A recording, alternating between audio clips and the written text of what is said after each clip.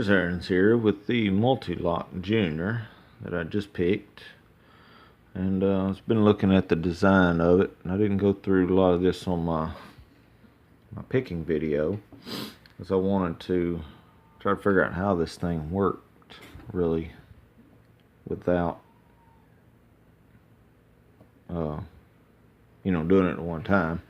Try to figure it out a little bit before I decided to do a video. But just to show off kind of how this works, it's really neat how this works. I've seen other pickers pick them, but when you get your hands on one, it's different. So what I really like about this is these spring-loaded drivers. Now, these springs will go in that pin there, and that's what's putting pressure on your driver. That's what keeps your driver down. So at rest in kind of a pin we make that's not spring loaded, if you was to make a pin and pin, if I can pick it up, this would kind of be at rest, and that would just kind of free fall hopefully or something, and if you raised up that pin, then you would have this kind of just free fall, and gravity would be pushing it down. But with this spring loaded pin, you always got pressure on that outside pin. So the outside pin is really what you're fighting on the main pin, or the main spring pressure.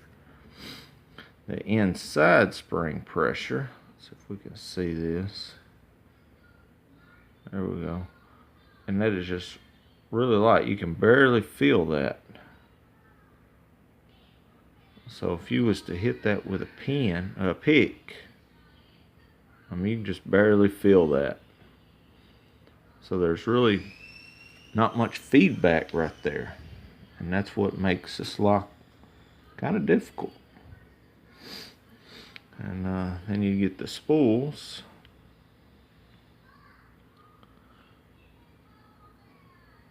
So then you would have to fight the spool, and then when you get to this part here, see if I can hold that. Oh, we can still see that pin.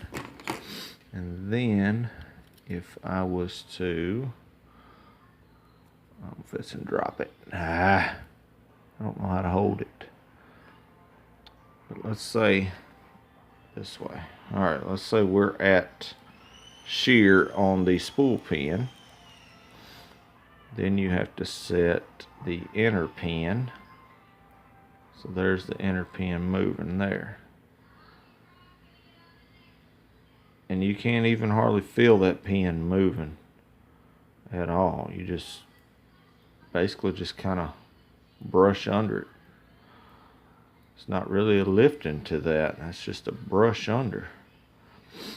So, that's one thing I like about taking these locks apart and really looking close, because they can teach you a lot on how to pick these things. Because while I was picking, I was thinking just like a pin and tumbler, pushing up.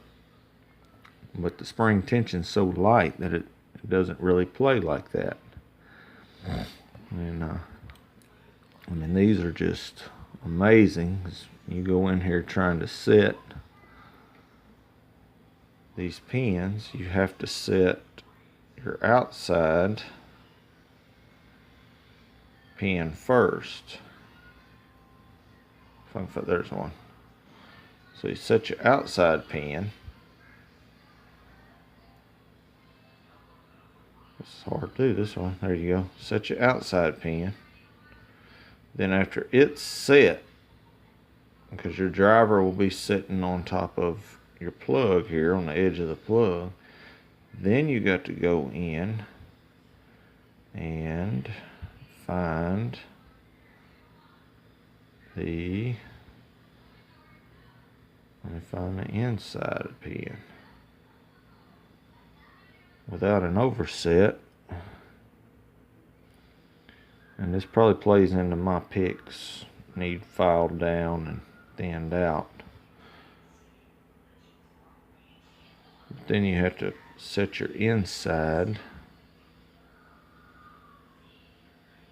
So see, this tells you kind of how your picks fall into play too. Let me find another pick.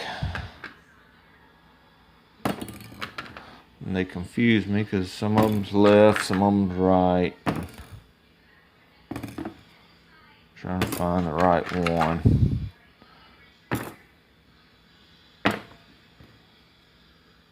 I want one of the curved ones.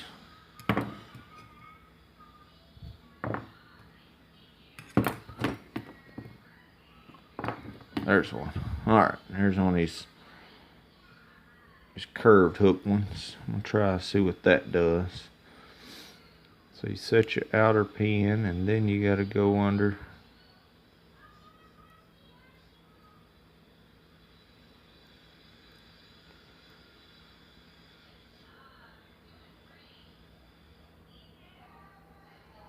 your inner pin. It just don't seem like it's working real good, does it? And that may be in a lot of my problems. There it goes. Put pressure on it here. There it is. So I'll put a little pressure, then I can hit that inner pin.